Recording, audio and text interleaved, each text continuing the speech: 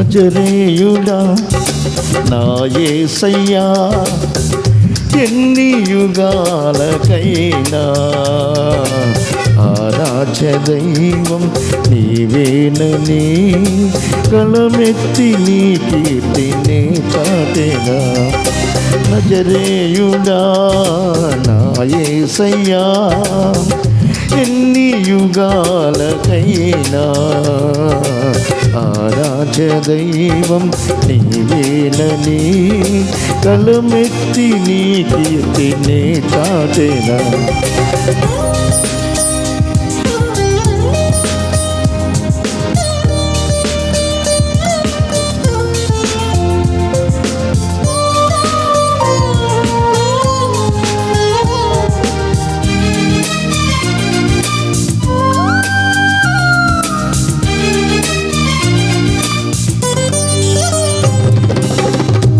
ఆకాశ గగనాలను నీ జేనతో కొలిచితివి, ఆకాశ గగనాలను నీ జేనతో కొలిచితివి. శూన్యములో ఈ భూమిని వ్రేలాడదీసిన నా యేసయ్యా, శూన్యములో ఈ భూమిని వ్రేలాడదీసిన నా యేసయ్యా, వందనం నీకే, వందనం నీకే, వందనం నీకే, వందనం. నజరేయుడా నా యేసయ్యా, ఎన్ని యుగాలకైనా ఆరాధ్య దైవం నీవేనని గళమెత్తి నీ కీర్తిని చాటెగా. నజరేయుడా నా యేసయ్యా,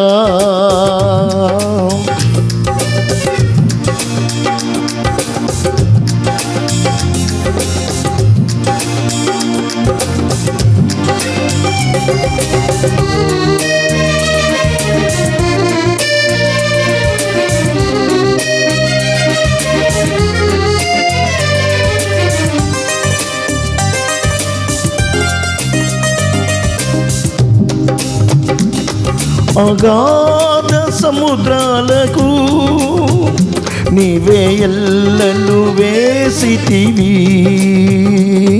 అగాధ సముద్రాలకు నీవే ఎల్లలు వేసితివి. జలములలో బడినే వెళ్ళినా నన్నేమి చేయవు నా యేసయ్యా, జలములలో బడి నే వెళ్ళినా నన్నేమి చేయవు నా యేసయ్యా, వందనం నీకే, వందనం నీకే, వందనం నీకే, వందనం. నజరేయుడా నా యేసయ్యా, ఎన్ని యుగాలకైనా ఆరాధ్య దైవం నీవేనని గళమెత్తి నీ కీర్తిని చాటెగా. నజరేయుడా నా యేసయ్యా, ఎన్ని యుగాలకైనా ఆరాధ్య దైవం నీవేనని గళమెత్తి నీ కీర్తిని చాటెగా.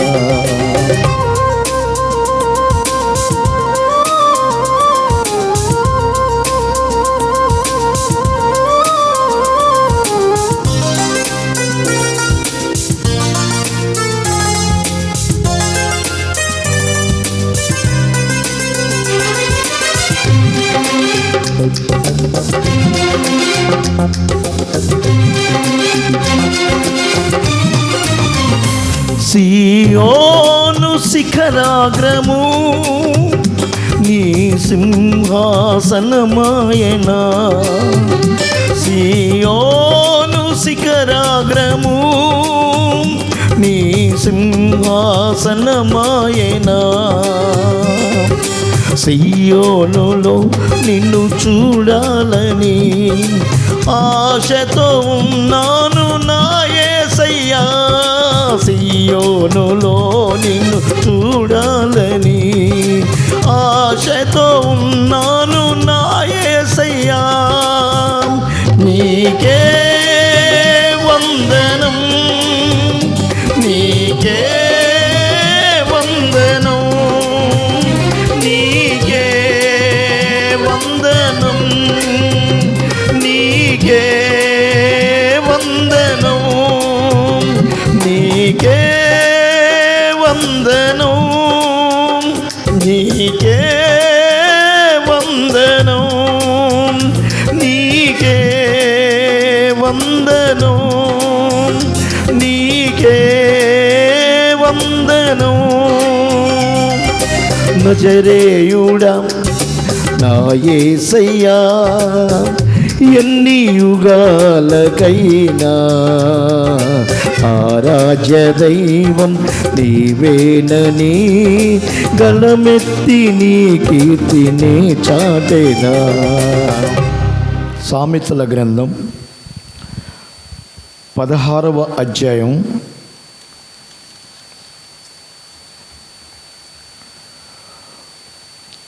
9వ వచనంలో మాటని మనం చదువుకుందాం.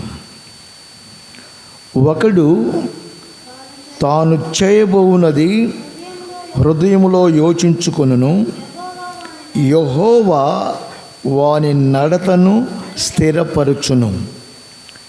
బాగా గమనించండి. ఒకడు తాను చేయబోవును దానిని హృదయములో యోచించుకుంటాడంట. హృదయంలో యోచించుకుంటాడు. ఎలాగా? నా ప్రాణమా, తినుము, త్రాగుము, సుఖించుము.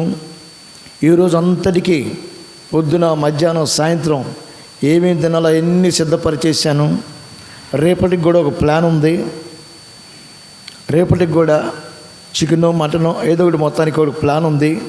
కాబట్టి ప్రాణానికి చెప్పుకుంటాడంట, నా ప్రాణమా తినుము, త్రాగుము, సుఖించుము. ఇంతకు మించిన గొప్ప భాగ్యం నీ జీవితానికి ఏముంది అని ప్రాణంతో చెప్పుకుంటాడంట. అయితే ప్రభువైన యేసుక్రీస్తు వారు చెప్పారు, ఏమన్నారంటే, ఒరి వెర్రోడా, ఒరి వెర్రివాడా, ఈరోజు నీ సంగతి ఏమవుద్దో నీకు తెలుసా?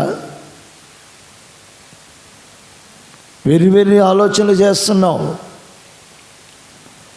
వెర్రి వెర్రి ఆలోచనలతోనూ ఉన్నావు. నిన్ను నడిపించువాడను, నీ అవసరాలు తీర్చువాడను, నీ ప్రతి కదలికను, నీ నడకను, నీ పడకను పరిశీలించువాడను నేను అనే మాట ఆ వెర్రివాడితో చెప్తున్నాడు. అంటే రేపటికి ఏం సంపాదించుకుందాం, రేపటికి ఏం సంపాదించుకుందాం, సంపాదించుకొని మనం మరి ఎక్కడ దాచుకుందాం? బ్యాంకులో దాచుకుందామా, అంకులింట్లో దాచుకుందామా, లేకపోతే మార్వాడి దగ్గర దాచుకుందామా అనేటువంటి ఆలోచనలతో ఈనాడు మనిషి ఉన్నాడు. అయితే మరి దేవుడు ఈ వాక్యము ద్వారా తెలియచేస్తున్నట్టు మాట, తాను చేయబోవునది హృదయంలో యోచించుకుంటాడట. తాను చేయబోవునది హృదయములో యోచించుకును, యెహోవా వాని నడతను స్థిరపరచును. మనుషుడు అనుకుంటాడు, ఏం చేయాలి, రేపు నేనేం చేయాలి, ఎవరిని గురించి ఏ విధంగా, ఏ పని ఏ విధంగా చేయాలి అనేటువంటి ఆలోచన చేస్తాడట. కానీ మరి ఈ సొలొమోన్ సామెతల గ్రంథకర్త చెప్తున్నాడు, పిచ్చోడా, యెహోవాయే ప్రతి ఒక్క వ్యక్తి యొక్క నడతను స్థిరపరచును, ఆయనే స్థిరపరచును. ఈనాడు దేవుని మందిరములకు కొందరు వచ్చారు అంటే వాస్తవానికి వారు ముందుగా సిద్ధపడి వచ్చిన వారు కొందరు లేరు. అప్పటికప్పుడు దేవుని ఏర్పాటులో మరి ఉన్నవారుగా వచ్చారు. నాకు ఒక సహోదరులు చెప్పారు, శనివారం నాడు సెలవు ఉంటుంది, శనివారం నాడు నేను మందిరానికి వస్తాను, ఆదివారం నాడు డ్యూటీకి పోతాను అన్నాడు. ఓకే, నీ ఇష్టం, అది నీ ఆలోచన. నా దేవుని ఆలోచన మాత్రం అది కాదు. దేవునికి స్తోత్రం, హల్లెలూయా. నీ ఆలోచనది, నా దేవుని ఆలోచన మాత్రం వేరేగా ఉంటుంది. ఆయన ఆలోచన ప్రకారమే నీవు ఆయన సన్నిధిలోనూ కనబడతావు. నిన్ను ఆయన స్థిరపరుస్తాడు. చూడండి, ఆదికాండం 6వ అధ్యాయం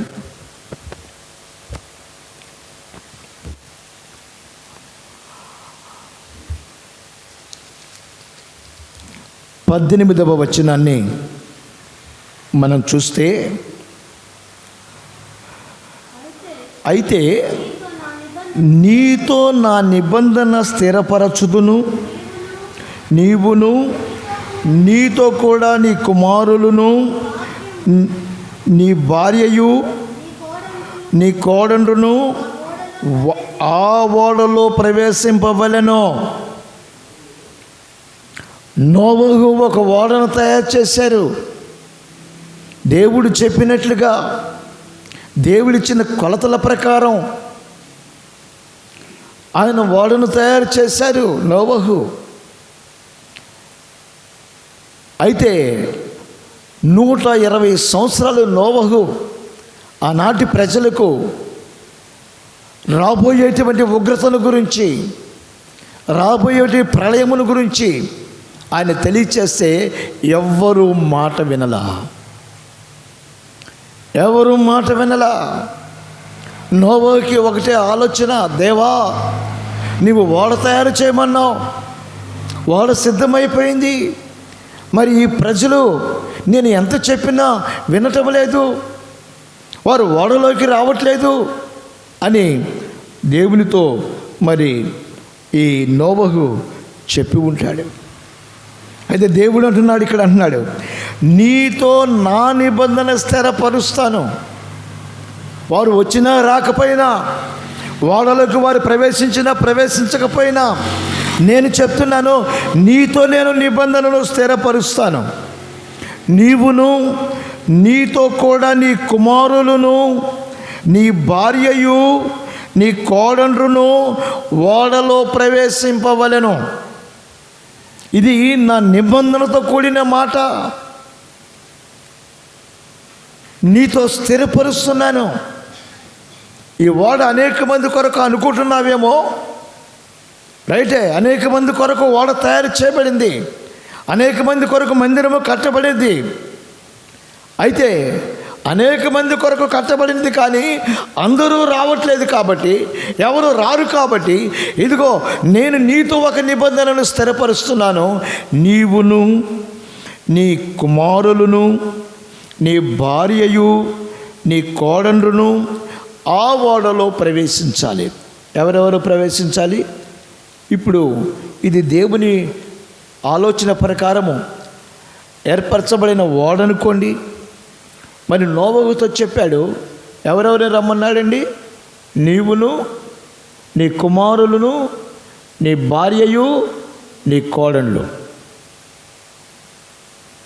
వాళ్ళు ఇందులో ప్రవేశించాలి. నీ ఆలోచనలు ప్రక్కన పెట్టు, నీ తలంపులు ప్రక్కన పెట్టు. ఇదిగో నేను నీతో నిబంధన చేసి నేను స్థిరపరుస్తున్నాను అని అంటున్నాడు. ఆ తర్వాత ఓడలోకి వెళ్ళారు. జలప్రళయం వచ్చింది, ఆకాశపు దుమ్ములు విప్పబడ్డాయి, భూమి అంతా కూడా కనపడకుండా జలమయమైపోయింది. వాడేమో నీటిపైన ఎత్తైనటువంటి స్థలములలో అది అది తేలి ఆడుతూ ఉంది. ఓడలో ఉన్నటువంటి వారు సురక్షితంగా క్షేమంగా ఉన్నారు. ఓడలో ఉన్నటువంటి నోవహు కుటుంబం సురక్షితంగా క్షేమంగా ఉన్నది. అయితే ఆ జలప్రళయం అయిపోయిన తర్వాత దేవుడు చూస్తే ఈ ఒక్క కుటుంబమే కనబడుతుంది. ఆ పశువులు, పక్షులు, జంతువులు ఇవి జతలుగా కనబడుతూ ఉన్నాయి. ఇక భూమి మీద ఏమీ లేవు. అప్పుడు ఇవి మాత్రమే బయటికి కనబడుతున్నాయి. దేవునికి ఒక ఆలోచన వచ్చింది. వీరు నా మాట వినకపోబట్టే కదా వీరిని నేను ఈ జలప్రళయంలో నాశనం చేశాను అనేటువంటి ఆలోచన దేవుడికి వచ్చినప్పుడు ఆ తర్వాత నోవహుతో మరొక మాట అంటున్నాడు. 9వ అధ్యాయం, ఆదికాండము 9వ అధ్యాయం 8వ వచనం నుంచి మనము చదువుకుంటే, దేవుడు నోవహు అతని కుమారులతో, ఇదిగో నేను మీతోనూ మీ తదనంతరము మీ సంతానముతోనూ మీతో కూడా ఉన్న ప్రతి జీవితోనూ, పక్షులేమి, పశువులేమి, మీతో కూడున్న సమస్త జంతువులేమి, ఓడలో నుండి బయటికి వచ్చిన సమస్త భూ జంతువులతోనూ నా నిబంధనను స్థిరపరచుచున్నాను. దేవునికి స్తోత్రం. పోయిన వాళ్ళు పోయారు.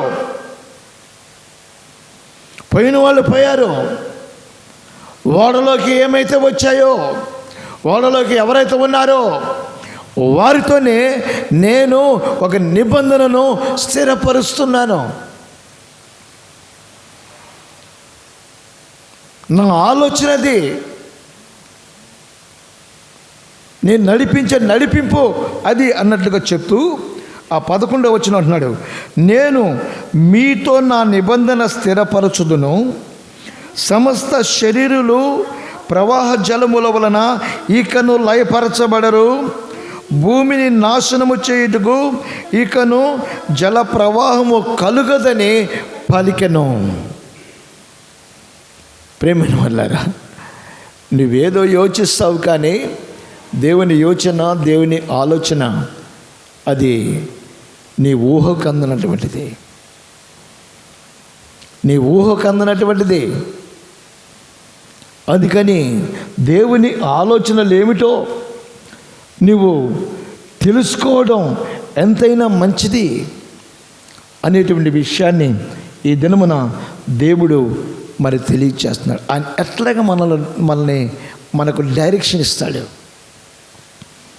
మనకు డైరెక్షన్, మనం జీవించవలసిన విధానం, మనం బ్రతుకుచున్న బ్రతుకు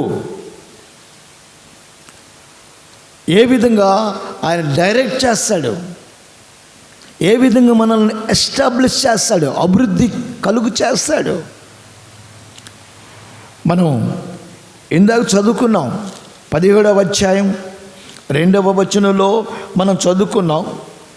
ఆ 17వ అధ్యాయము మొదటి నుంచి మనము చదివినట్లయితే, అబ్రాము 99 ఏండ్ల వాడైనప్పుడు యెహోవా అతనికి ప్రత్యక్షమై, నేను సర్వశక్తి గల దేవుడను, నా సన్నిధిలో నడుచుచు నిందారహితుడవై ఉండుము, నాకును నీకును మధ్య నా నిబంధనను నియమించి నిన్ను అత్యధికముగా అభివృద్ధి పొందించదనని అతనితో చెప్పాను. హల్లెలూయా.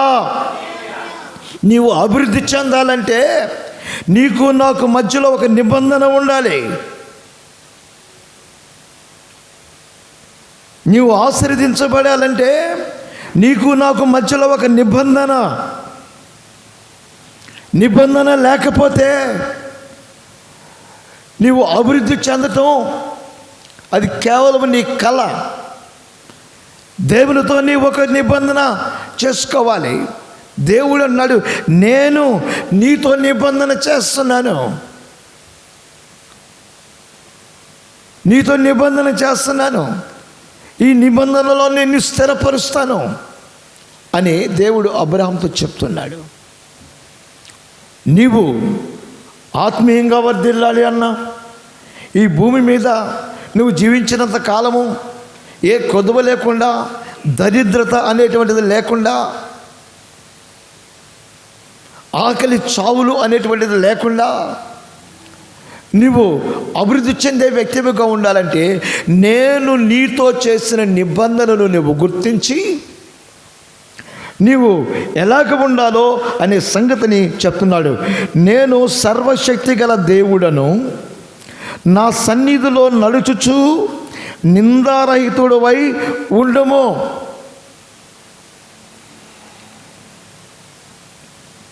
నాకును నీకును మధ్య నా నిబంధనను నియమించి నిన్ను అత్యధికముగా అభివృద్ధి పొందిస్తాను. నా నిబంధనలను నువ్వు గైకొంటే అభివృద్ధి పొందొచ్చావు.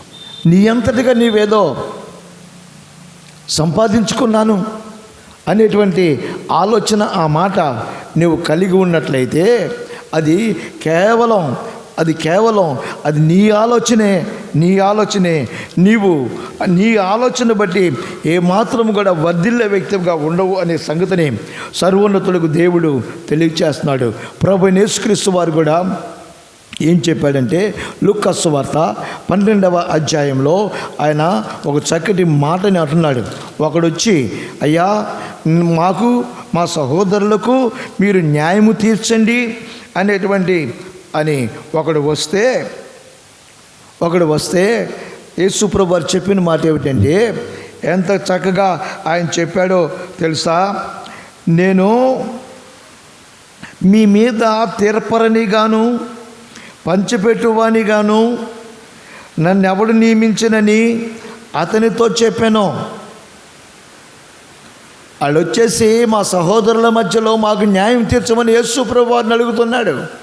మా ఆస్తి పంపకాలు మీరు చేయాలి అన్నట్లుగా యేసుప్రభు వారిని అడిగితే, అప్పుడు యేసుప్రభు వారు, రేయ్ మీ మీద తీర్పరనిగాను పంచిపెట్టువానిగాను నన్ను ఎవడు నియమించను? ఆ తర్వాత అంటున్నాడు, ఆయన వారితో, మీరు ఏ విధమైన లోభమునకు ఎడమియక జాగ్రత్త పడుడి. ఒకని కలిమి విస్తరించుట వాని జీవమునకు మూలము కాదు. కలిమి అనగా ఆస్తి, సంపద, పొలాలు, స్థలాలు, వెండి బంగారం, బిల్డింగులు, ఇవన్నీ కలిమి. అది విస్తరించుట నిత్య జీవమునకు మూలము కాదు, అనగా ఆధారము కాదు. నువ్వు నిత్య జీవమునకు వెళ్ళాలంటే అది విస్తరించటము కాదు, నువ్వు గమనించవలసింది. అది విస్తరించాలని కాదు. ఒకని కలిమి విస్తరించుట వాని జీవమునకు మూలము కాదు అని మళ్ళా 16వ వచనంలో ఒక ఉపమానం చెప్పుకుంటూ వచ్చాడు. ఒక ధనవంతుని భూమి సమృద్ధిగా పండెను. అప్పుడు అతడు, నా పంట కూర్చుకున్నట్టుకు నాకు స్థలము చాలదు కనుక నేనేమి చేతును అని తనలో తాను ఆలోచించుకొని, లూకా సువార్త 12వ అధ్యాయంలో నేను చదువుతున్నాను, జాగ్రత్తగా వినండి. తనలో తాను ఆలోచించుకొని నేను ఇలాగ చేస్తాను. ఏం చేస్తావు? తెల్లరిసరికి మా ఆవిడ బాక్స్ తయారు చేస్తుంది, బాక్స్ బ్యాగులో పెట్టుకుంటాను, అలాగే టిఫిన్ కూడా చేసి పెట్టుద్ది, టిఫిన్ తింటాను, తిన్న తర్వాత బాక్సును భుజాన వేసుకొని వెళ్తాను. ఎక్కడికి వెళ్తావు? ఉద్యోగానికి వెళ్తాను.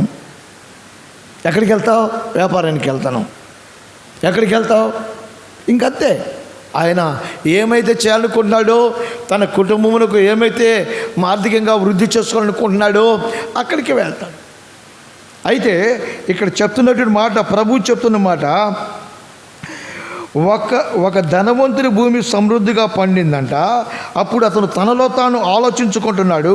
ఏమన్నాడంటే, నా కొట్లు విప్పి వాటికంటే గొప్ప వాటిని కట్టించి అందులో నా ధాన్యమంతటిని, నా ఆస్తిని సమకూర్చుకొని నా ప్రాణమా అనేక సంవత్సరములకు విస్తారమైన ఆస్తి నీకు సమకూర్చబడి ఉన్నది, సుఖించుము, తినుము, త్రాగుము, సంతోషించుమని చెప్పుకొందును అని అనుకున్నాడంట. అలా అనుకున్నాడు. ఆ కొట్లు కట్టించి అనగా గోడౌన్స్ అన్నమాట. విస్తారంగా పండింది, పంట వచ్చింది. వీటిని నేను కొట్లు కట్టించి, ఉన్నవి చాలవు, ఇంకా కట్టించాలి, గోడౌన్స్ ఇంకా కట్టించాలి, ఉన్న ఇల్లు చాలదు, ఇంకా బిల్డింగ్లు కట్టించాలి, ఉన్న 2 ఇళ్ళు చాలవు, ఇంకా అపార్ట్మెంట్స్ కట్టించాలి, చాలవు, కట్టించి ఇప్పుడు అందులో నా ధాన్యమంతటిని, నా ఆస్తిని సమకూర్చుకొని అనుకున్నాడు. నా ప్రాణమా, ఏంటండి, నా ప్రాణమా అనేక సంవత్సరములకు అనగా 2020 కదా ఇది, 3020 సంవత్సరం వరకు కూడా తరగని ఆస్తిని సంపాదించి పెట్టా. ఎంతండి అంటే 1000 సంవత్సరాలకు సరిపడా ఆస్తిని, ధాన్యాన్ని సంపాదించి పెట్టా. కాబట్టి నువ్వేం కలవరపడవద్దు, ప్రాణమా కలవరపడవద్దు. కొందరిని అడిగితే అంటారు, మాకేం బాధ లేదండి, తరతరాలుగా తిన్నా కూడా మాకేమి తరిగిపోదు, మా ముసలోళ్ళు బాగా సంపాదించి పెట్టారు. అక్కడ ఉన్నటువంటి 100 ఎకరాల పొలాలు ఎవరి అనుకుంటున్నావు? మాయే. ఆ 100 ఎకరాల పొలాలు మావే. ఎంత తిన్నా తరగదో, ఎంత తిన్నా తరగదో. అందుకని మా ఇష్టం వచ్చేట్టుగా మేము తింటాం, తాగుతాం, విచ్చలవిడిగా ప్రవర్తిస్తాం, నీకేం అని అనుకునే వాళ్ళు ఉన్నారు కొందరు. వీడు కూడా ఎట్లాగ అనుకుంటున్నాడు, నా ప్రాణమా తినుము, త్రాగుము, సుఖించుము, అనేక సంవత్సరములకు విస్తారమైన ఆస్తిని నీకు సమకూర్చబడి ఉన్నది, సుఖించుము, తినుము, త్రాగుము, సంతోషించుమని చెప్పుకుందును అనుకున్నాను. అయితే దేవుడు వెర్రోడా అంటే ఇట్లాగ సంపాదించి పెట్టుకున్న అందరూ వెర్రోళ్ళని అర్థం, అంతేనా? ఇలాగ సంపాదించి దాచిపెట్టుకున్న వాళ్ళందరూ వెర్రివాళ్ళు. వెర్రివాడా, ఈ రాత్రి నీ ప్రాణమును అడుగుచున్నారు, నీవు సిద్ధపరిచినవి ఎవరి వాగునని అతనితో చెప్పాను.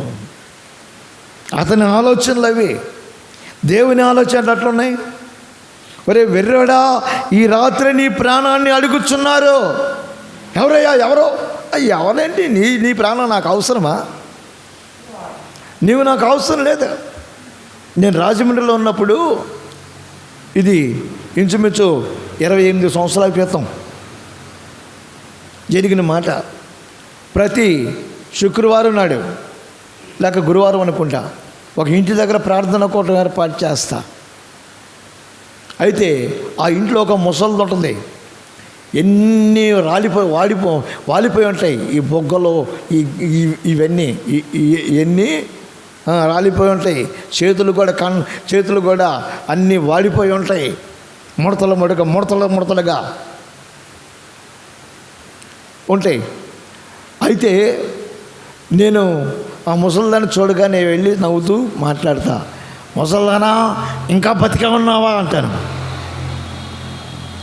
ఎందుకంటే ఆమెకు చుట్ట సర్వీస్ బ్రహ్మాండంగా ఉండేది. అందరూ చుట్టని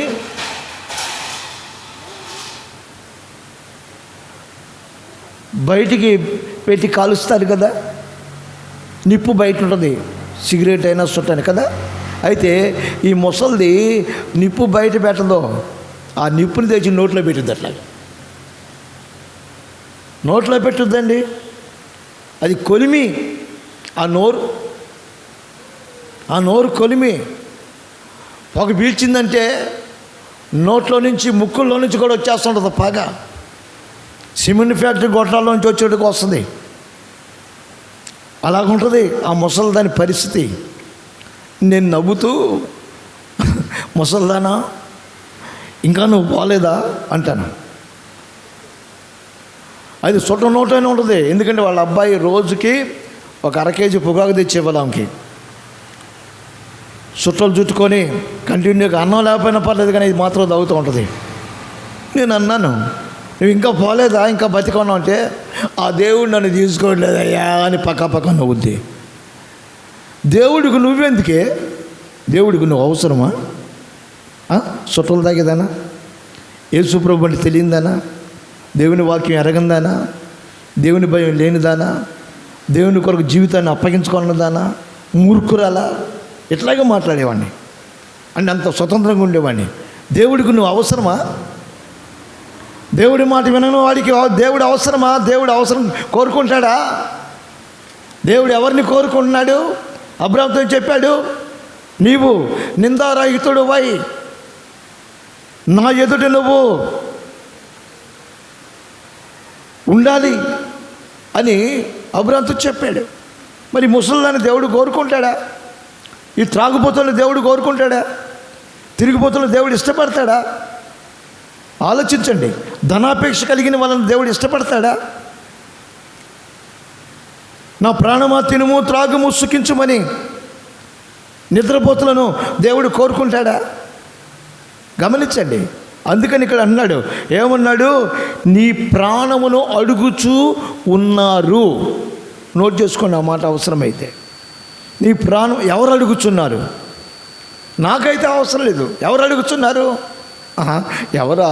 అదిగో దున్నపోతు మీద వచ్చాడు ఒకడు. దున్నపోతు మీద వచ్చాడు, గత పట్టుకున్నాడు, చేత్తో కీటం పెట్టుకున్నాడు, తాడు చేత్తో పట్టుకున్నాడు. వాడు దున్నపోతు మీద ఉన్నాడు, ఒకటి కింద ఉన్నాడు. వాడు లిస్టు రాస్తూ ఉంటుంటాడు, ఎవరిని తీసుకుపోవాలా, ఎప్పుడు తీసుకుపోవాలని లిస్టు వాడి దగ్గర ఉంటుంది. మీకు అర్థమైపోయి ఉంటుంది అనుకుంటున్నాను. వాళ్ళు అడుగుతున్నారు నిన్ను. నీ యోచనలు వేరే, దేవుని యొక్క యోచనలు వేరే. 2-3 వ్యక్తులను గురించి నేను తెలియచేస్తాను. దేవుని ఆలోచనలు ఏ విధంగా ఉంటాయి, ఆయన ఏ విధంగా డైరెక్ట్ చేస్తాడు, ఏ విధంగా నడిపిస్తాడు. చూడండి, ఆదికాండమే 37వ అధ్యాయం 18వ వచనం నుంచి మనము చూస్తే అక్కడ ఒక చక్కటి విషయాన్ని మనము గమనిస్తాం.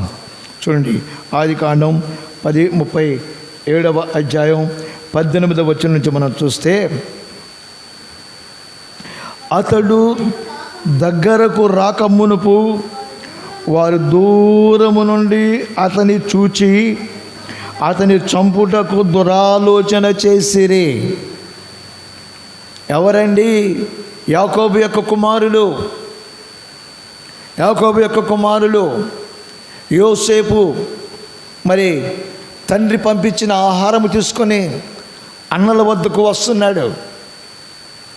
అయితే యోసేపు అంటే వీళ్ళకి పీకల దాకా ఉంది పగ, ద్వేషం.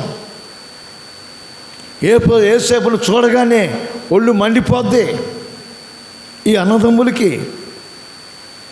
ఎందుకంటే యోసేపు కలల గలవాడు, యోసేపు ప్రార్థనాపరుడు, యోసేపు దేవుని సన్నిధిలో గడిపేవాడు. అదిగో తండ్రికి ఇష్టమైన వాడు, తల్లికి ఇష్టమైన వాడు.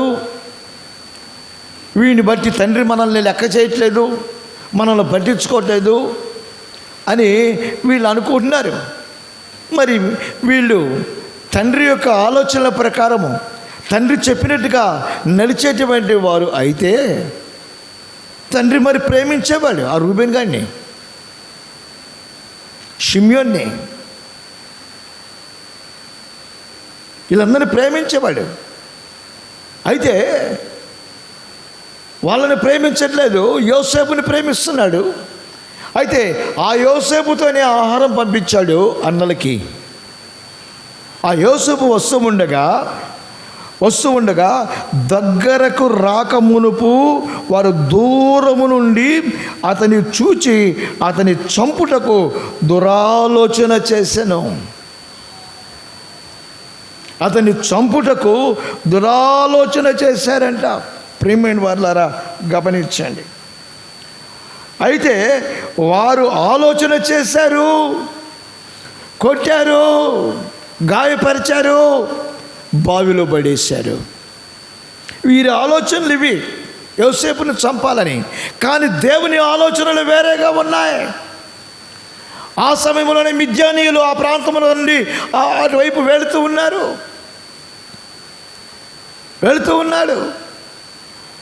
రూబేనికేమో ఒక ఆలోచన ఉంది, ఎట్లాగైనా యోసేపుని కాపాడి తండ్రికి అప్పగించాలని.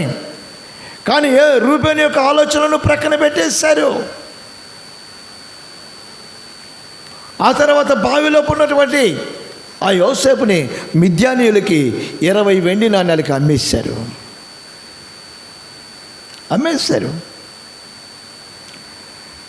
28వ వచనంలో చూస్తాం. మిద్యానీయులైన వర్తకులు ఆ మీదుగా వెళ్ళుచుండగా వారు గుంటలో నుండి యోసేపును పైకి తీసి ఆ ఇష్మాలీయులకు 20 తులముల వెండికి అతన్ని అమ్మివేసరి. వారు యోసేపును ఐగుప్తునకు తీసుకొని పోయిరి. హల్లెలూయా, హల్లెలూయా. వీళ్ళ ఉద్దేశం చంపాలని, వీళ్ళ ఉద్దేశం వాడికి కనబడకుండా పోవాలని. కానీ దేవుని ఉద్దేశం వేరేగా ఉంది, దేవుని ఆలోచనలు వేరేగా ఉన్నాయి. మిద్యానీయులను పంపించాడు దేవుడు. మిద్యానీయులు వారు సుగంధ ద్రవ్యములను అమ్ముకునేటువంటి వ్యాపారస్తులు. ఒంటెల మీద వస్తూ ఉన్నారు. వచ్చిన వారు యోసేపుని 20 తులముల వెండికి వారు యోసేపుని కొన్నారు. కొనిన యోసేపుని తీసుకుని వెళ్ళి ఆ యొక్క ఒంటెల మోపురం మీద కూర్చొని పెట్టారు. హల్లెలూయా, హల్లెలూయా. గోతులో ఉన్నవాడు ఎక్కడికి వెళ్ళాడు అంటే ఒంటెల మీదకి వెళ్ళాడు. ఒంటెల మీద ఏమున్నాయంటే సుగంధ ద్రవ్యాలు, అనగా చెక్క, లవంగాలు, యాలకులు, ఇలాంటి సుగంధ ద్రవ్యాలు, పరిమళ వాసనలు వచ్చేటువంటి ఆ సుగంధ ద్రవ్యాలు ఉన్నవి. వాటి మీద యోసేపు ఆసీనుడయ్యాడు. హల్లెలూయా, హల్లెలూయా. అన్నల ఆలోచన వేరే, అన్నల ఆలోచన వేరే, దేవుని యొక్క ఆలోచన వేరే, ఆలోచన వేరే. ఆ తర్వాత చరిత్ర అంతా మీకు తెలిసిన సంగతే, మళ్ళా ఫోతేపేరు దగ్గరికి వెళ్ళటం, ఫోతేపేరు దగ్గర నుంచి జైల్లోకి వెళ్ళటం, చెరలోకి వెళ్ళటం, చెరలో నుంచి మళ్ళీ ఫరో దగ్గరికి రావడం, ఫరో దగ్గర ఐగుప్తు దేశంని పరిపాలించేటువంటి రాజు తర్వాత వంటి రాజుగా యోసేపు నియమించబడటం. ఆ సమయంలో 7 సంవత్సరాలు కరువు రావడం. ఆ కరువు కాలంలో కనానులో ఉన్నటువంటి యాకోబు ఆకలితో అలమటిస్తూ కుమారులను పిలిచి, ఒరే మీరు ఐగుప్తుకు వెళ్ళండిరా, అక్కడ ధాన్యం ఉన్నదని తెలిసింది, మీరు వెళ్ళి కొంచెం కొనుక్కురండి, కొంచెం తిని ఆకలి తీర్చుకుందాం అనేటువంటి మాట వీరికి చెప్పినప్పుడు వారు ఐగుప్తుకు వెళ్ళారు. యోసేపును చూశారు కానీ యోసేపుని గుర్తుపట్టలేదండి. యోసేపే అన్నలను గుర్తుపట్టాడు. అయితే ప్రియమైన వాళ్ళరా, ఆ తర్వాత జరిగిన ఆ సందర్భాన్ని మనము చూసినట్టయితే 45వ వచనంలో చూస్తే, 45వ వచనం మొదటి నుంచి మనము చదివినట్లయితే ఒక 5 వచనాలు చదివితే మనకు దేవుని ప్లాన్ ఏమిటో యోసేపు చెప్తున్నాడు. యాకోబు పట్ల, యాకోబు కుమారుల పట్ల, ఐగుప్తు పట్ల దేవుని యొక్క ప్లాన్ ఏమిటి, మనుషుల యొక్క ప్లాన్ ఎలా ఉంది, దేవుని యొక్క ప్లాన్ ఎలా ఉంది, ఆయన ఆలోచనలు ఎలాగున్నాయి చదువుకుందాం. యోసేపు తన యొద్ద నిలిచిన వారందరి ఎదుట తన్ను తాను అణుచుకున్న జాలక నా యొద్ద నుండి ప్రతి మనిషిని వెలుపలికి పంపివేయడని బిగ్గరగా చెప్పాను. యోసేపు తన సహోదరులకు తన్ను తాను తెలియజేసుకున్నప్పుడు ఎవరునూ అతని యొద్ద నిలిచి ఉండలేదు. యోసేపుని గురించి అప్పటి వరకు తెలియదు. యోసేపు చెప్పుకున్నాడు, మరి అన్నలారా, నేను రా మీ తమ్ముడిరా, నన్ను చంపేయాలని నీళ్ళు లేని గోతుల గుంటలో పడేశారు కదా, నేనురా అని అన్నప్పుడు ఆ విషయం తెలుసుకున్న వెంటనే ఎవరునూ అతని వద్ద నిలిచి ఉండలేదు. అతడు ఎలుగెత్తి ఏడవగా ఐగుప్తీయులను ఫరో ఇంటి వారును వినిరి. అప్పుడు యోసేపును నా తండ్రి ఇంకనూ బ్రతికి ఉన్నాడా, యోసేపునకు తండ్రిని గురించినటువంటి ఆశ, ఆలోచన, నా తండ్రి ఎలాగున్నాడో, బ్రతుకున్నాడా చనిపోయాడా, నా తండ్రి బ్రతుకున్నాడా చనిపోయాడా అనేటువంటి ఆలోచన యోసేపుకు ఉన్నది. ఏడుస్తున్నాడు. ఫరో ఇంటి వారు చూసి ఆశ్చర్యపోతున్నారు. ఏంట్రా, ఇప్పటి వరకు బాగానే ఉన్నావు కదా, ఇప్పుడు ఎందుకని గదిలోకి వెళ్ళి ఏడుస్తున్నావు, ఎందుకు ఏడుస్తున్నావు అంటే, వాళ్ళెవరో తెలుసా, నా అన్నయ్యలు. వాళ్ళకి నా తండ్రిని గురించిన వివరాలు వారికి తెలుస్తాయి అని అప్పుడు అన్నాడు. నా తండ్రి ఇంకా బ్రతికి ఉన్నాడా అని అడిగినప్పుడు అతని సహోదరులు అతని సముఖమందు తొందరపడి అతనికి ఉత్తరము ఇయ్యలేకపోయేది. అప్పుడు యోసేపు నా దగ్గరకు రండని తన సహోదరులతో చెప్పినప్పుడు వారు అతని దగ్గరికి వచ్చిరి. అప్పుడు అతడు ఐగుప్తునకు వెళ్ళినట్లు మీరు నన్ను అమ్మివేసిన మీ సహోదరుడైన యోసేపును నేనే. నాన్న బ్రతికి ఉన్నాడా, నాన్న ఆరోగ్యంగా ఉన్నాడా, నాన్న ఎలా ఉన్నాడు అనేటువంటి వివరాలు ఆ అన్నల దగ్గర నుంచి తెలుసుకుంటున్నాడు. అంతకాలం యవన ప్రాయము నుంచి చిన్న వయసు 17 ఏళ్ల వయసు అనుకుంటా, అప్పటి నుంచి తండ్రి ముఖం చూడలేదు. తండ్రి ఎలా ఉన్నాడో, ఎక్కడ ఉన్నాడో, ఏం చేస్తున్నాడో తెలియలేదు. తనను ప్రేమించిన తండ్రి, తన కొరకు క్రొత్త అంగీలను కొని ధరింపచేసిన తండ్రి, ఆ తండ్రి ఎలా ఉన్నాడు చూడండి. చాలామంది కృతజ్ఞత లేని వారుగా, తండ్రిని గురించిన ఆలోచన లేని వారుగా ఉంటారు. తల్లిని తండ్రిని అవమానకరంగా చూసేటువంటి వారు అనేక మంది ఉంటారు. ప్రియమైన నా దేవుని బిడ్డలారా, యోసేపు మాత్రం తన తండ్రి విషయమై ఆయన ఆలోచన చేస్తూ ఉన్నాడు. తండ్రిని చూడాలనే ఆశ, తండ్రితో మాట్లాడాలనే ఆశ, తండ్రి దగ్గరికి వెళ్ళి ఏడవాలనే ఆశ, అటువంటి ఆశ కలిగిన వాడిగా యోసేపు ఉన్నాడు. వీళ్ళేమో గడగడగడ వణుకుతున్నారు అన్నలో. యోసేపు అంటున్నాడు,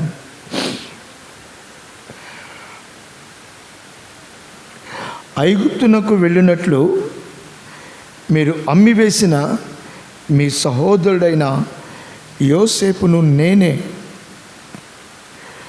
అయినను వాళ్ళని ఓదారుస్తున్నాడు. అయినను నేను ఇక్కడికి వచ్చినట్లు మీరు నన్ను అమ్మివేసినందుకు దుఃఖపడకండి. అది మీకు సంతాపము పుట్టింపనివ్వకండి. ప్రాణ రక్షణ కొరకు దేవుడు మీకు ముందుగా నన్ను పంపించెను. దేవునికి స్తోత్రము కలుగునుగాక. మన కుటుంబ ప్రాణ రక్షణ కొరకు, మన తండ్రి రక్షణ కొరకు, అన్నదమ్ముల యొక్క రక్షణ కొరకు, ఆకలి తీర్చేందుకు కొరకు దేవుని ప్లాన్ వేరేగా ఉందరా నేలారా. కరువు దినాలలో మనము కాపాడబడే కొరకు దేవుని ప్లాన్ వేరేగా ఉంది. మీరు చేస్తున్న ప్రతి దానిని దేవుడు అనుమతించాడు.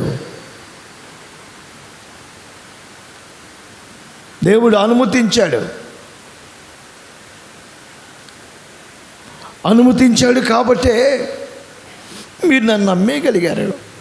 అయితే మీరేమో దుఃఖపడకండి, అది మీకు సంతాపము పుట్టింపనీయకుడి. ప్రాణ రక్షణ కొరకు దేవుడు మీకు ముందుగా నన్ను పంపించెను. దేవునికి స్తోత్రము కలుగునుగాక. హల్లెలూయా, హల్లెలూయా, హల్లెలూయా. ఆ తర్వాత ఇశ్రాయేలు ప్రజలు ఐగుప్తులో స్థిరపరచబడ్డారు. యోసేపు చనిపోయాడు. యోసేపు సమయంలో, ఆయన ఉన్నటువంటి సమయంలో ఉన్న రాజు చనిపోయాడు. ఇశ్రాయేలీయుల యొక్క పితరులు చనిపోయారు. ఆ తర్వాత సంతానం వృద్ధి చెందుతూ వచ్చింది. ఆ సమయంలోనే ఇశ్రాయేలు ప్రజలు పెరిగిపోతున్నారని, యోసేపును ఎరుగనేటువంటి రాజు ఒక ఆలోచన చేశాడు. ఏమిటి ఆలోచన చూడండి. నిర్గమకాండం 1వ అధ్యాయం 5వ వచనం నుంచి మనము చదివినట్లయితే, వీరిలో ప్రతి వాడును తన తన కుటుంబముతో వచ్చెను. యాకోబు గర్భమును పుట్టిన వారందరూ 70 మంది. అప్పటికి యోసేపు ఐగుప్తులో ఉండెను. యోసేపు అతని అన్నదమ్ములందరూ ఆ తరము వారందరూ చనిపోయి, ఇశ్రాయేలీలు బహు సంతానం గల వారై అభివృద్ధి పొంది విస్తరించి అత్యధికంగా ప్రబలిరి. వారున్న ప్రదేశము వారితో నిండి ఉండెను. అప్పుడు యోసేపును ఎరగని క్రొత్త రాజు ఐగుప్తును ఏలనారంభించెను. అతడు తన జనులతో ఇట్లనెను, ఇదిగో ఇశ్రాయేలీయుల సంతతి అయిన ఈ జనము మనకంటే విస్తారముగాను బలిష్టముగాను ఉన్నది. వారు విస్తరింపకుండునట్లు మనము వారి ఎడల యుక్తిగా జరిగించదము రండి. లేని ఎడల యుద్ధము కలుగునప్పుడు మన శత్రువులతో కూడా చేరి మనకు విరోధముగా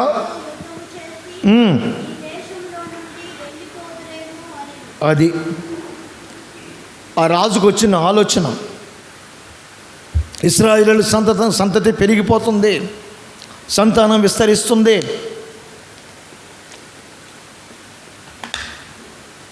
వారు మన శత్రువులతో చేతులు కలిపి మనకు విరోధముగా వారు తయారవుతారేమో అని యుక్తిగా ఆలోచన చేస్తారంట. బాగా గమనించండి. యుక్తిగా సాతానుగాడు కూడా యుక్తిగా ఆలోచించాడు. కుయుక్తిపరుడు. ఎందుకంటే దేవుని పిల్లలైనటువంటి ఆదాము అవ్వలు దేవుని తోటలో ఉండటం వాడికి ఇష్టం లేదు.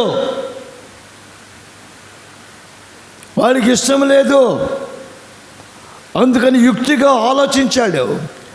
ఆదాము అవ్వలు దేవుని తోటలో నుంచి బయటికి వెళ్ళేంత వరకు వారు నిద్రపోలా. వాళ్ళను తరిమేయాలి, నిద్రపోలా సాతానుగాడు. అలాగే ఇప్పుడు ఫరో కూడా యుక్తిగా నడుచుకుందాం. ప్రేమిన వల్లరా బాగా గమనించండి.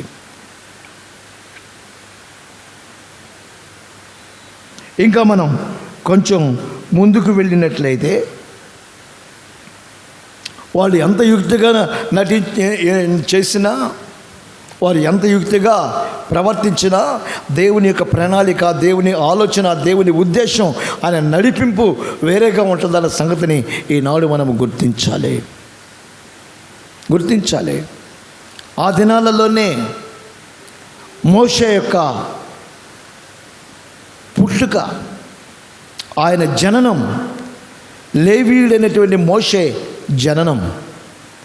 ప్రియమైన దేవుని బిడ్డలారా, ఈ పిల్లలు పుట్టినప్పుడు వాళ్ళను చంపేమని రాజు ఆజ్ఞ ఇచ్చాడు. ఆ సంతతి విస్తరించకుండా ఉండేందుకొరకు వాళ్ళను చంపేమని ఆజ్ఞ ఇచ్చాడు. మంత్రస్థానులకు చెప్పాడు, ఇదిగో మీరు వెళ్ళి ఇశ్రాయేలీయుల యొక్క స్త్రీలు ప్రసవించు సమయమున పిల్లలను చంపేయండి, మగ పిల్లలను చంపేయండి అని చెప్పినప్పుడు వాళ్ళ చేతకాల. ఆ తర్వాత చిన్న పిల్లలను పుట్టినట్టుగానే చంపేమని ఆయన ఆజ్ఞ ఇచ్చాడు. చంపబడే వాళ్ళు చంపబడుతూ ఉన్నారు. కానీ ఒక్క తల్లి మాత్రం తన కుమారుణ్ణి భద్రపరుచుకుంది. ఒక తల్లి, ఆ తల్లికి పుట్టిన కుమారుడే మోషే కూడా చంపబడాలి. కానీ కుమారుణ్ణి జమ్ము పెట్టి తయారు చేసి ఆ జమ్ము పెట్టికి కీలు పూసి అందులో బిడ్డను పెట్టి నైలు నదిలో ఆ బిడ్డని విడిచి ఆ యొక్క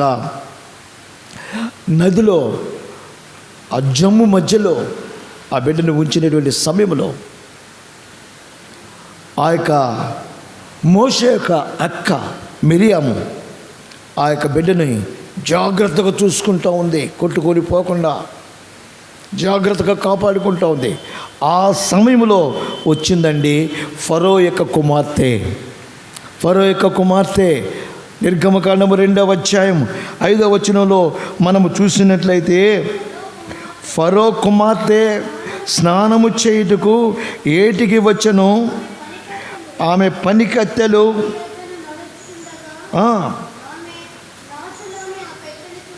ఆ పెట్టెను చూచి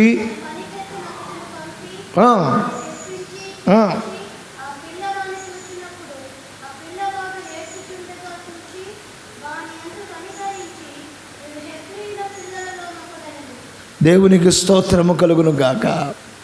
హెబ్రీలలో ఒక పిల్లవాడు. అయితే వీడిని వెంటనే చంపేయాలి వాస్తవానికి, కానీ చంపలేదు. ఆడి ఏడుపును చూసిందంట, కనికరించిందంట. ఆ తర్వాత ఆ బిడ్డని తన కొరకు పెంచుకుందంట. మనుషుల యొక్క ఆలోచన ఏమిటి? ఇశ్రాయేలు సంతతి విస్తరించకూడదని ఫరో యొక్క ఆలోచన, ఇశ్రాయేలు యొక్క పిల్లలు చంపబడాలని ఫరో యొక్క శాసనం, ఇశ్రాయేలు పిల్లలు కనపడకూడదు భూమి మీద అనేది వాడి ఆలోచన. కానీ దేవుని ఆలోచన ఏమిటంటే, రే నీ ఇంట్లోనే పెంచుతాను రా నా బిడ్డని. Praise the lord. Hallelujah, hallelujah. నీ ఇంట్లోనే పెంచుతాను. నువ్వు ఎన్ని యుక్తిగల కార్యక్రమాలు చేసినా, యుక్తిగా నువ్వు ఎంత ప్రవర్తించినా, ఇదిగో నా ఆలోచనలు వేరే, నా తలంపులు వేరే. నా ప్రజలను ఈ ఐగుప్తులో నుంచి పాలు తేనెలు ప్రవహించే దేశమునకు నడిపించగలిగేటువంటి ఒక వ్యక్తిని నీ ఇంటిలోనే పెంచి వాని ద్వారా నేను ఈ 6 లక్షల కాల్బలమును నేను పాలు తేనెలు ప్రవహించే దేశమునకు తీసుకొని వెళ్తాను. మనుషుల ఆలోచన వేరే అండి, దేవుని ఆలోచన వేరే. మనుషుల ఆలోచన వేరే, దేవుని ఆలోచన వేరే. ఒక మాటని మనం చూస్తాం. రాజుల 2వ గ్రంథం 5వ అధ్యాయం, రాజుల 2వ గ్రంథం 5వ అధ్యాయం 2వ వచనాన్ని మనం చూద్దాం. సిరియనులు గుంపు గుంపులుగా బయలుదేరి ఇశ్రాయేలు దేశం మీదకి పోయి ఉండిరి. వారు అచ్చట నుండి ఒక చిన్నదాన్ని చెరగొని తెగ అది నయమాను భార్యకు పరిచారము చేయించు. వినండి, జాగ్రత్తగా వినండి. సిరియా దేశస్థులు అనగా అష్షూరీయులు వీరు ఇశ్రాయేలు ప్రజల మీదకి యుద్ధమునకు వెళ్ళారు. ఇశ్రాయేలు ప్రజల మీదకి యుద్ధానికి వెళ్ళారు. అయితే ప్రియమైన దేవుని బిడ్డలారా, మరి దేవుని ప్రజలు కదా ఇశ్రాయేలీయులు, శత్రువుల చేతిలో వారు ఓడిపోవలసిన పరిస్థితి ఎందుకు వచ్చింది? ఏమిటి సంగతి అని మనం కొంచెం ఆలోచన చేస్తే, ఆ మొదటి వచనంలో ఉన్న మాటని చూడండి. సిరియా రాజు సైన్యాధిపతి అయిన నయమాను ఒకడుండెను. అతని చేత యెహోవాయే సిరియా దేశమునకు జయము కలుగచేసెను. బాగా గమనించండి, సిరియా సైన్యాధిపతి అనేటువంటి వ్యక్తి, అతని పేరు నయమాను. అతడు ఇశ్రాయేలీయుల మీదకి యుద్ధమునకు వెళితే సర్వోన్నతుడుకు దేవుడే యెహోవాయే అతని చేతికి ఇశ్రాయేలు ప్రజలను, దేవుని ప్రజలను అప్పగించారట. దేవుడే అప్పగించాడు. ఇశ్రాయేలు ప్రజలు ఓడిపోయినటువంటి పరిస్థితి, సిరియనులు గెలిచినటువంటి పరిస్థితి. అయితే చూడండి, యెహోవాయే సిరియా దేశమునకు జయము కలుగజేసి ఉండెను గనుక అతడు తన యజమానుని దృష్టికి గనుడై దయ పొందిన వాడాయను. అతడు మహాపరాక్రమశాలి అయి ఉండెను కానీ అతడు కుష్ఠరోగి. ప్రియమైన దేవుని బిడ్డలారా, దేవుడు ఎందుకని ఇశ్రాయేలు ప్రజలకు అపజయమునిచ్చి సిరియనులకు విజయాన్ని ఇచ్చాడు? ఎందుకని సిరియనుడైనటువంటి నయమానుకు విజయాన్ని ఇచ్చాడు అనేటువంటి ఆ యొక్క మర్మమును మనము ఒక్కసారి గమనించినట్లయితే దేవుని ఆలోచనలు ఎంత అద్భుతమైనవో, ఎంత ఆశ్చర్యకరమైనవో మనకు అర్థమవుతుంది. ఈ ఇశ్రాయేలు దేశంలో ఒక చిన్నది ఉందంట, ఒక చిన్న పిల్ల. ఆ పిల్లను చూడగానే ఈ కుష్ఠోడికి ఎందుకనో తన ఇంటికి తెచ్చుకోవాలనిపించింది. అనగా సైన్యాధిపతికి ఆ పిల్లని తన ఇంటికి తీసుకొని రావాలనిపించింది. తీసుకొని వచ్చాడు. తన భార్య దగ్గర పరిచర్య చేసేందుకు ఆ పిల్లని ఏర్పాటు చేశాడు. ఆ చిన్నదాన్ని ఏర్పాటు చేశాడు. ఇప్పుడు ఇక్కడి నుంచే దేవుని యొక్క ప్లాన్ ఎలాగున్నదో మనకు అర్థమవుతుంది. దేవుని యొక్క ఆలోచనలు ఎలాగున్నాయో. యుద్ధములో నయమాను గెలవటము దేవుని యొక్క ఇష్టమైనది. ఇశ్రాయేలు ఓడిపోవటం దేవుని యొక్క ఇష్టమైనది. ఎందుచేతనంటే దేవుని నామము మహిమపరచబడుట కొరకు దేవుడు ఈ కార్యమును చేసి ఉన్నాడు. ఎలాగా ఈ నయమానం, కుష్ఠరోగి నయమానం ఇంటికి ఈ అమ్మాయి వచ్చింది. మనిషి చూస్తే పరాక్రమం కలిగిన వాడే, బలము కలిగిన వాడే, ధైర్యం కలిగిన వాడే, శత్రువులను సమూలంగా నాశనం చేయగలిగిన వాడే. కానీ వాడి ముక్కు వంగిపోయి ఉంటుంది, కళ్ళు లోపల పోయి ఉంటాయి, పెదాలన్నీ కుళ్ళిపోయి ఉంటాయి, పుచ్చిపోయి ఉంటాయి, చేతి వేళ్ళు కూడా వంగిపోయి కుళ్ళిపోయి ఉంటాయి, కాలి వేళ్ళు అట్లాగే ఉంటాయి. మాట్లాడితే నోటి నుంచి మాట సరిగా రాదు. కానీ పరాక్రమము కలిగిన వాడు దేవుడు వీడిని ఆయన నామం మయపరుచుకునేందుకు కొరకు ఏర్పాటు చేసుకుంటున్నాడు. దేవునికి స్తోత్రం. వీడికి ఎందుకు ఆలోచన కలిగిందో ఆ చిన్న దాని నుంచి తన ఇంటిలో పెట్టుకున్నాడు. ఆ పెట్టుకున్నందువలన జరిగింది ఏమిటంటే, ఈ చిన్నది చూస్తూ ఉంది, అరే అమ్మగారు చూస్తే చాలా బాగున్నారు, సౌందర్యంగా ఉన్నారు, ఈయనేంటి కుష్ఠోడు, ఈ కుష్ఠోడితో ఎలా కాపురం చేస్తుంది, ఎలా పిల్లల్ని కంటుంది,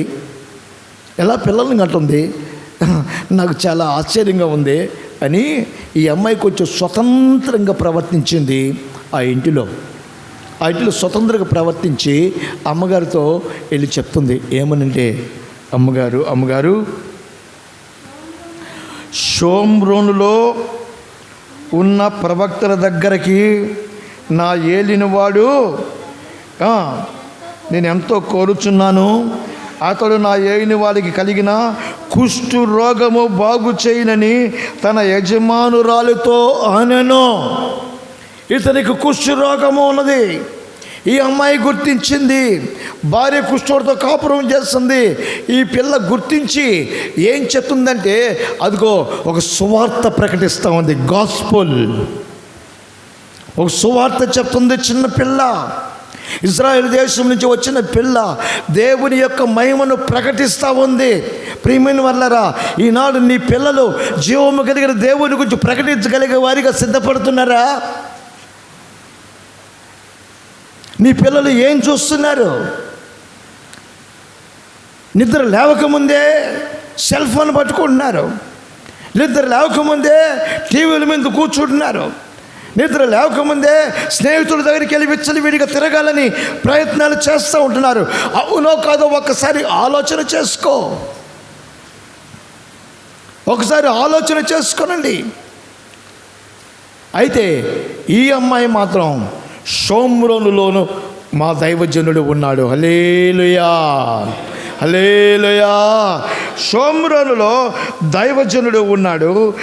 ఆయన వద్దకు నా ఏలినవాడు అనగా నయమాను వెళితే అతనుకున్న కుష్ఠరోగం బాగైపోతుంది అని ఈ అమ్మాయి చెప్పినప్పుడు ఆమె విన్నది. ఇప్పటి వరకు ఎన్నెన్నో మందులు వాడాం, ఎక్కడెక్కడికో వెళ్ళాం, ఎందరో డాక్టర్లను సంప్రదించాం, తాయితులే కట్టించాం, చెట్ల కిందే తిప్పాము, పుట్టల దగ్గరికే తీసుకెళ్ళాం, రాళ్ళకే ముక్కాం, తంత్రాలు వేయించుకున్నాం, అంతరాలు వేయించుకున్నాం, దొంగ అంతరాలు ఇవన్నీ వేయించుకున్నాం. అయితే ఏమాత్రం బాగు కాలేదు. వాడు కుష్ఠోళ్ళలాగానే ఉన్నాడని ఈమె ఆలోచించింది. ఆ చిన్న పిల్ల చెప్పినటువంటి మాటని ఆమె ఘనపరిచింది. ప్రియమైన వాళ్ళారా, గమనించండి. సిరియా రాజు దృష్టికి నయమాను గనుడయ్యాడంట. దేవునికి స్తోత్ర. సిరియా రాజు దృష్టికి నయమాను గనుడయ్యాడు. రాజు దృష్టికి కుష్ఠరోగుడు గనుడవుతే ప్రియమైన వాళ్ళారా, దేవుని బిడ్డలు లోకంలో ఉన్న వ్యక్తుల ఎదుట గణపరచబడతారా, గణపరచబడరా? ఒకసారి ఆలోచించండి. ఈ కుష్ఠరోగుడు యుద్ధంలో జయించాడని రాజుగారు గణపరిచారంట. అయితే ఈ చిన్నపిల్ల ఉన్నదే, ఇది షోమ్రోనులో ఉన్న దైవజనుని కొరకు ఆయన గురించి ఈ అమ్మాయి చెప్పినప్పుడు ఆమె ఆలోచించింది. ఏమని? అవును కదా, ఈయన సైన్యాధిపతి, మాకేం కదువు ఉంది, రాజుగారు ఎక్కడికి వెళ్ళమంటే అక్కడికి వెళ్తాం, ఏం చేయమంటే చేస్తాం, మేము ఏది అడిగినా ఆయన కాదనడు. ఈ పిల్ల చెప్పింది, మరి షోమ్రోనులో ఉన్నాడట దైవజనుడు, ఆయన దగ్గరికి పంపిస్తే బాగుంటుందని అనుకొని ఆ పిల్ల మాటకు ఆ అమ్మాయి ఆ తల్లి హానర్ చేసి గణపరిచి తన భర్త దగ్గరికి వెళ్ళింది. ఈ భర్త దగ్గర తన విషయాలన్నీ చెప్పింది. ఈ చిన్నపిల్ల ఏమేమి చెప్పిందో చెప్పింది. ఆయన విన్నాడు. అవును కదా, ఎన్ని సంవత్సరాల నుంచి మందులు వాడుతున్నాం, మనం మందులు వాడుతున్నాం, ఎంత వాడినా ఈ రోగం పోవట్లేదు. సరే, ఆ చిన్నపిల్లని దేవుడు ఎందుకు పంపించాడో ఏమో మన ఇంటికి, ఆ పిల్ల మాట విందాం అని చెప్పేసని ఇతను కూడా లోబడి ఆ పిల్ల మాటకి విలువనిచ్చి రాజుగారి దగ్గరికి వెళ్ళి రాజుగారి దగ్గర అడుగుతాడు. అయ్యా, ఇశ్రాయేలు ప్రజల మధ్యలో దైవజనుడు ఒకరున్నాడట. చదవండి 4వ వచనం చదవండి. నయమాను రాజు నొద్దకు పోయి ఇశ్రాయేలు దేశపు చిన్నది చెప్పిన మాటలను రాజుగారికి తెలియచేయగా, సిరియా రాజు, నేను ఇశ్రాయేలు రాజునకు దూత చేత పత్రిక పంపించేదను, అంటే రికమెండేషన్ లెటర్ అనమాట. ఇశ్రాయేలు రాజుకి నేను రికమెండేషన్ లెటర్, పత్రిక పంపించేదను ఆజ్ఞ ఇచ్చను గనుక అతడు 20 మనుగుల వెండియు 1,20,000 రూపాయల బంగారును 10 దుస్తుల బట్టలను తీసుకుని పోయి ఇశ్రాయేలు రాజునకు పత్రికను అప్పగించెను. ఆ పత్రికలో ఉన్న సంగతి ఏదనగా, నా సేవకుడైన నయమానునకు కలిగిన కుష్ఠ రోగమును నీవు బాగు చేయవలెనని ఈ పత్రికను అనను.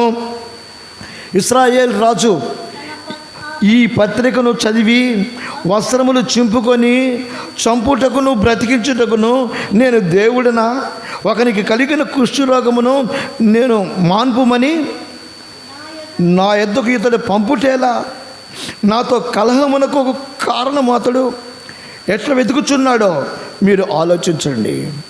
రాజుగారు అనుకున్నాడు, ఇశ్రాయేలు నాతో కలహమునకు కారణమును వెతుకుచున్నాడు. కలహానికి కారణాలంట. కలహం రావాలంటే కారణాలు వెతుకుతారంట. యేసన్న గారు చెప్తూ ఉంటారు, వాళ్ళ ఆయన మీద కోపంతో అంట భార్య అంటదంట, వస్తే కోడి పుంజ నీ దినం ఎప్పుడు చేస్తానే అంటదంట భార్య. నీ దినం ఎప్పుడు చేస్తానే, ఇల్లంతా పాడు చేస్తున్నావే, ఏమే కుక్క పిల్ల నువ్వు బయట ఉండొచ్చు కదా, ఇంట్లో ఎందుకు వచ్చావే అని కోడి పిల్ల మీద, కుక్క పిల్లల మీద అంటూ ఉంటే ఆ వింటూ ఉన్నవాడి చెవులు ఏమన్నా మౌనంగా ఉంటాయండి? వింటూ ఉంటాడు, ఎప్పుడు దొరుకుద్దా అని చెప్పేసి నేను చూస్తూ ఉంటాడు కదా. కలహానికి కారణం వెతుక్కుంటుంది భార్య. యేసన్న గారు చెప్తాడు, ఒకటి ఇట్లాగే పాపం కుంటోడంట, కర్ర చేతిలో ఉంటుంది, నడవలేడు కుంటోడు. ఆడి భార్య ఈ కుంటోని చూసి ఎప్పుడు ఇష్టం వచ్చేటికి తిడతా ఉంటుంది, మాట్లాడుతూ ఉంటుంది. ముద నష్టపోడా, నీకు వండి పెట్టలాగా చేస్తున్నాను, నీకు సాకిరి చేయలాగా చేస్తున్నాను, నువ్వు జావా అని తిడతా ఉంటుంటే వీడు ఏం చేయలేక మౌనంగా కూర్చొని వింటూ ఉంటాడు. సరే తిట్టని నాకు వచ్చొద్దులే టైము, అని అనుకుంటూ ఉన్నాడట. మొత్తానికి ఒకరోజు రానికి వచ్చింది టైం. ఏమిటి తెలుసా, ఆ అమ్మాయి భార్య అటు వెళ్తుంటే మంచిగా మర్యాదగా పిలిచాడంట. హలో ఇలారా, ఏం చేస్తున్నావు వంట, చికెనా మటనా, ఏదో ఒకట్లే తిరిసొద్దు అని అంటుంది ఈ మనిషి. ఏం లేదు ఎవరికి అడుగుతున్నా అనేసరికి దగ్గరికి వచ్చింది. మంచిగా వచ్చిన దాన్ని జుట్టు పట్టుకున్నాడటండి. జుట్టు ఇంత పొడుగుంటుందంట, జుట్టు పట్టుకున్నాడట. ఈ చేతుల్లో కర్ర ఉంది కదా, కుంటాడు కదా, ఈ కర్ర తీసుకున్నాడండి, వేస్తూ ఉన్నాడంట. ఏంటండి వీడి కొడతానికి ఏం దొరికిందండి కారణం? వీడి కొట్టాలంటే వీడి చేతుల్లోకి ఏమి రావాల్సి వచ్చింది? జుట్టు పట్టుకొని వేస్తూ ఉంటుంటే వామ్మో వామ్మో ఈ నన్ను చంపేస్తున్నాడు బాబా అని అరుస్తాడు. సావని చెప్పేసి ఆ జుట్టు పట్టుకుని దాన్ని వేసిన దెబ్బ వేయకుండా అంత గట్టిగా కొడతా ఉన్నాడు. కలహానికి కారణం ఇశ్రాయేల్ రాజు అనుకుంటున్నాడు, ఏమిటబ్బాయి సిరియా రాజు ఈ పత్రిక పంపించాడు, నేనేమి కుష్ఠరోగం బాగు చేసే వైద్యుడినా, నా దగ్గర ఏమన్నా డాక్టర్లు ఉన్నారా అని చెప్పేసి అనుకుంటా ఉన్నాడు. భయపడిపోతున్నాడు. రాజుగారి కలహమునకు కారణం ఇదేనేమో అని అనుకుంటున్నటువంటి ఆ సమయంలో చదువుకుందాం.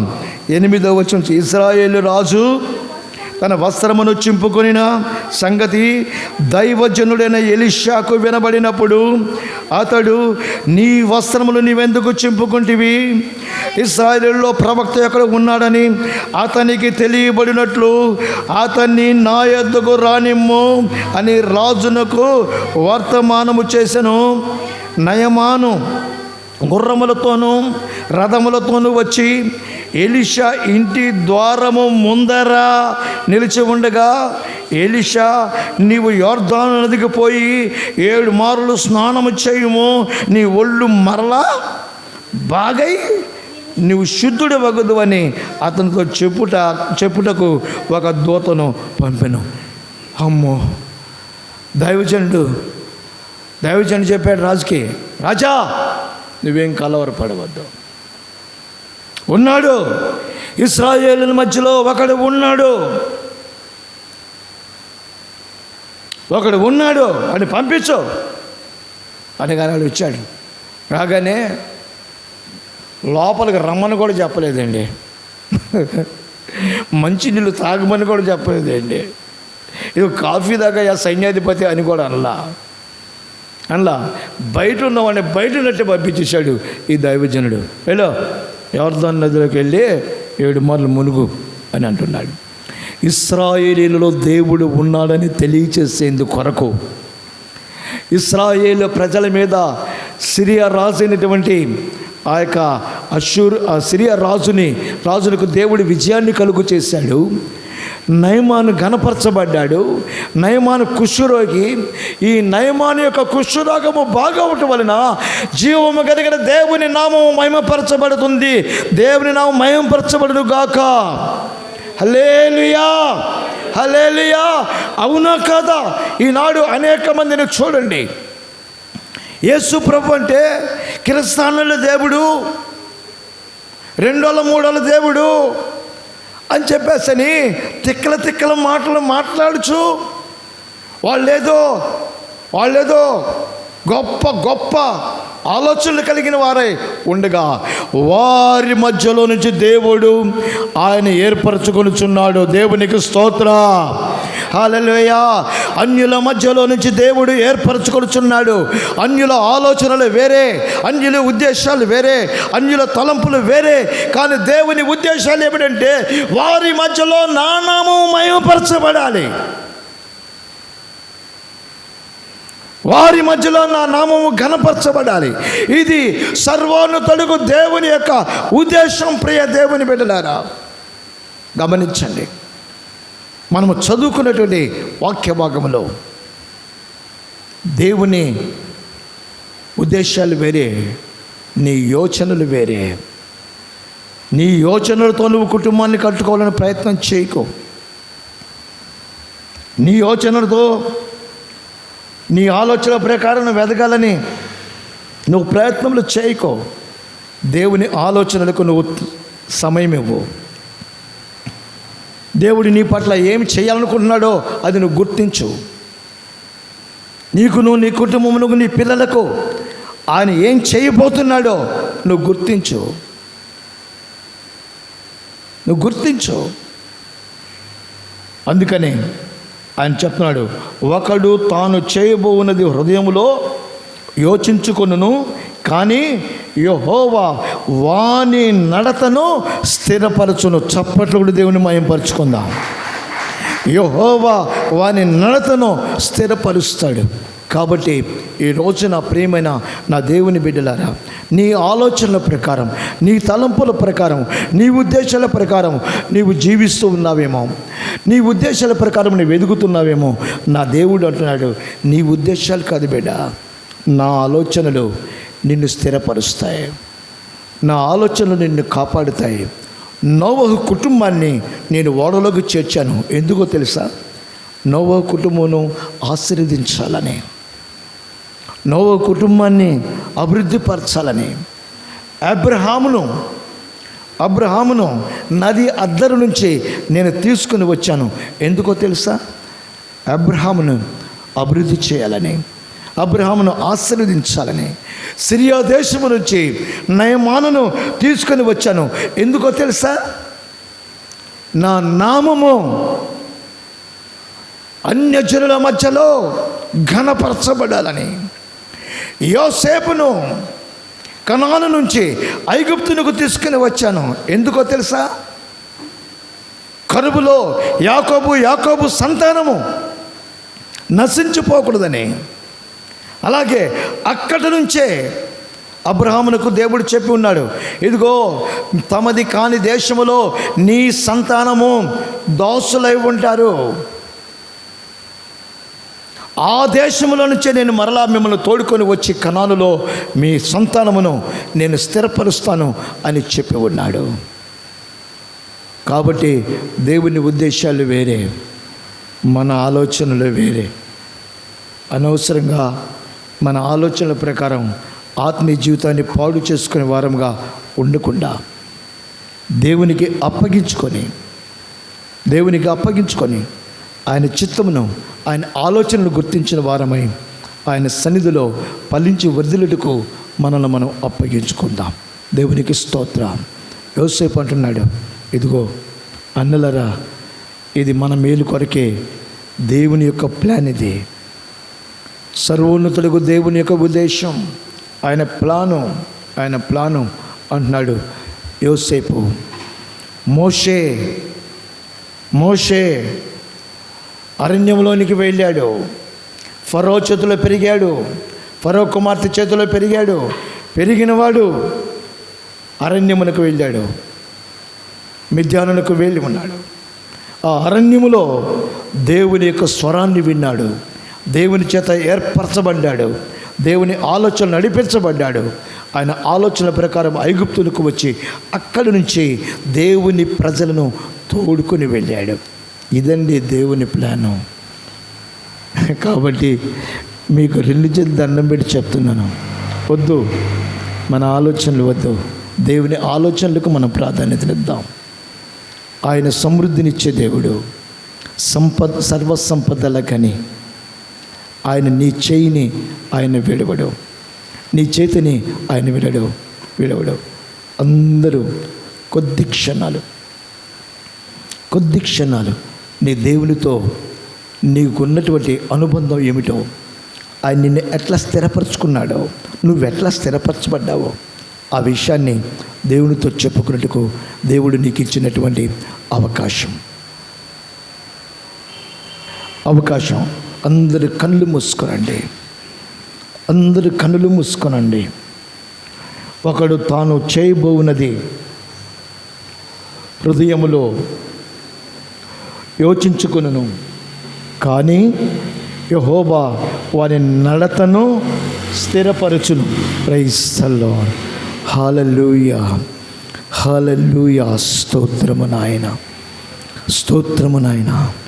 కలవరపడకండి. జీవము కలిగిన దేవుని యొక్క ఉద్దేశము వేరేగా ఉంది. ఆయన ఆలోచనలు నీ పట్ల వేరేగా ఉన్నాయి. కాబట్టి ఒక క్షణం ఆలోచించుకో. కలవరపడినే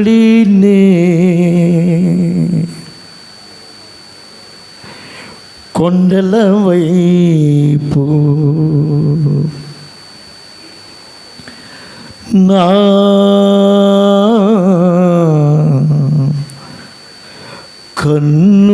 కన్నులెత్తుదునా,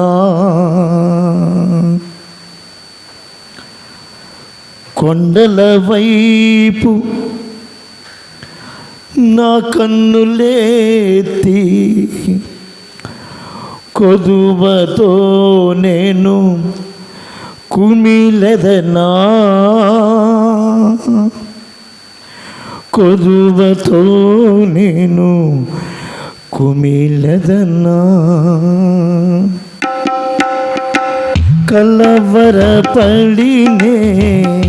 కొండల వైపు నా కన్నులెత్తుదునా,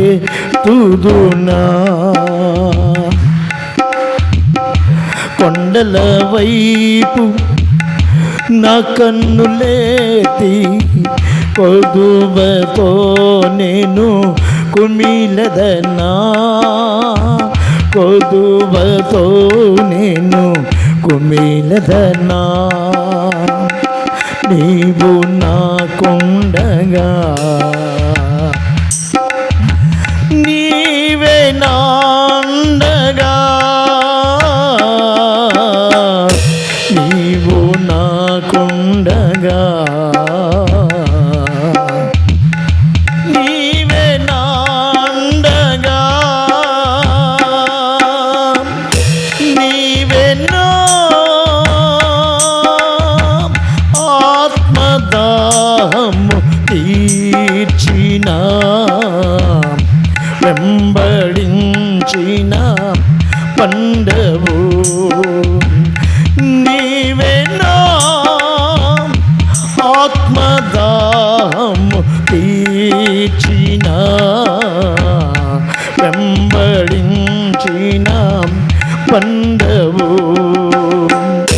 కొండల వైపు నా కన్నులెత్తి కొదువతో నేను కుమిలెదనా, కొదువతో నేను కుమిలెదనా. సర్వకృపానిధివి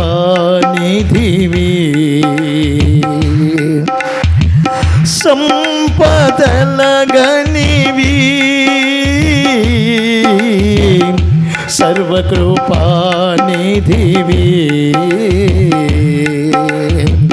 సంపదల గనివి,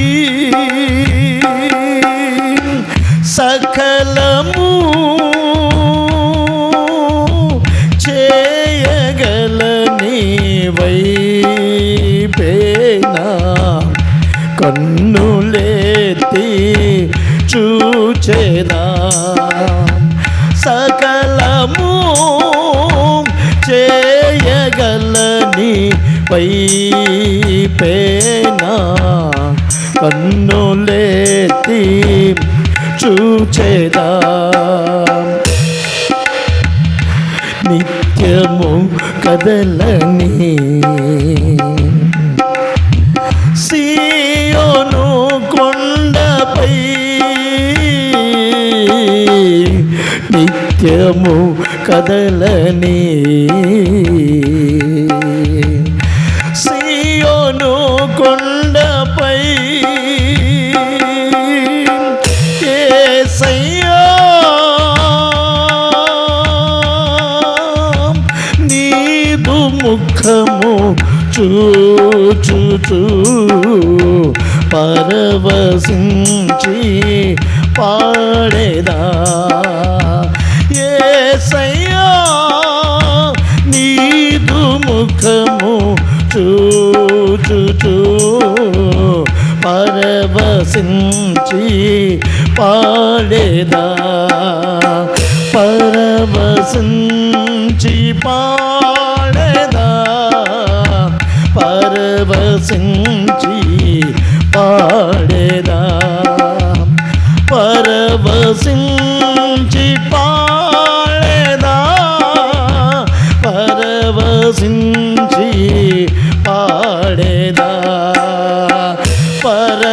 పరవశించి పాడేదా పరవశించి పాడేదా యేసయ్యా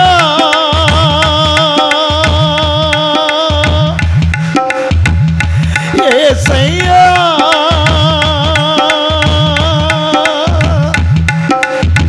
యేసయ్యా యేసయ్యా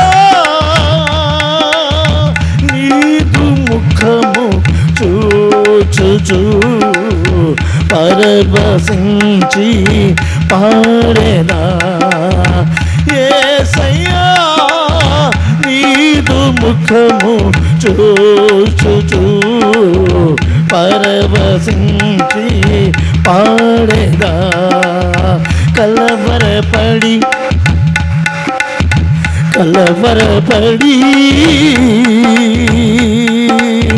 కలవరపడినే కొండల వైపు నా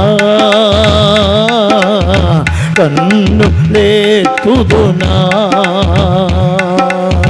కొండల వైపు నా కన్నులేతి కొదువతో నేను కుమిలదనా కొదువతో నేను కుమిలదనా నీవు నాకుండగా ఆమేన్ నీవే నాండగా నీవు నాకుండగా నీవే నాండగా నీవే నా నీవే నా నీవే నా నీవే నా నీవే నా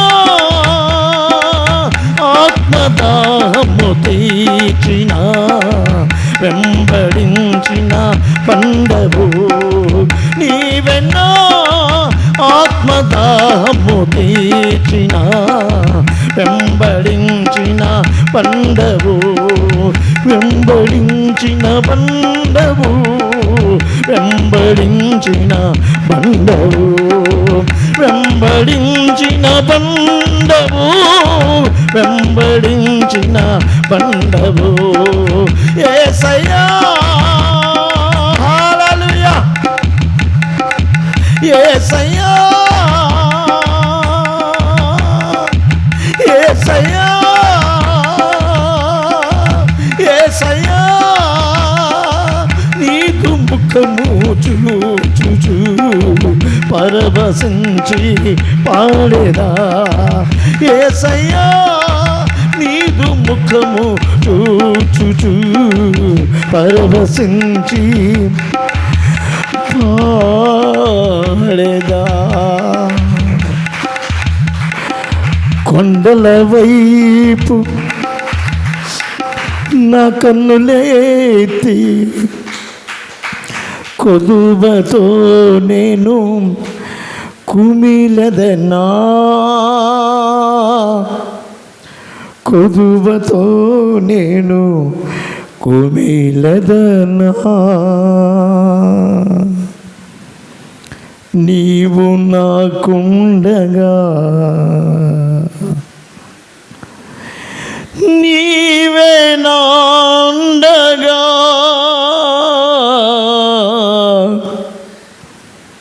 నీవు నాకుండగా జీసస్. తన ప్రేమ నమ్మకమైన మా పరలోకపు తండ్రి, మీ పరిశుద్ధ పాదములకు వేలాది వందనములు స్తోత్రములు చెల్లిస్తున్నాము నాయన. మమ్మల్ని ఈ లోకములో జీవింపచేస్తూ సజీవుల సంఖ్యలో కాపాడుకొనుచున్న మా పరమ తండ్రి, మీ స్తోత్రములు. మా ఆలోచనల ప్రకారము కాక మీ ఆలోచనల ప్రకారం మా జీవితాన్ని కొనసాగించుట కొరకు, మీ నడిపింపులో మా ఆత్మస్థితిని కొనసాగించేందుకు కొరకు మాకు ఇచ్చినటువంటి అయా ఆశీర్వాదకరమైన జీవితాన్ని బట్టి మీ స్తోత్రాలు చెల్లిస్తున్నాం. మీకే మహిమ ఘనత ప్రభావములు తెచ్చుకొనమని యేసు పరిశుద్ధమైన నామమున అడిగి వినయముతో వేడుకొనుచున్నాము తండ్రి.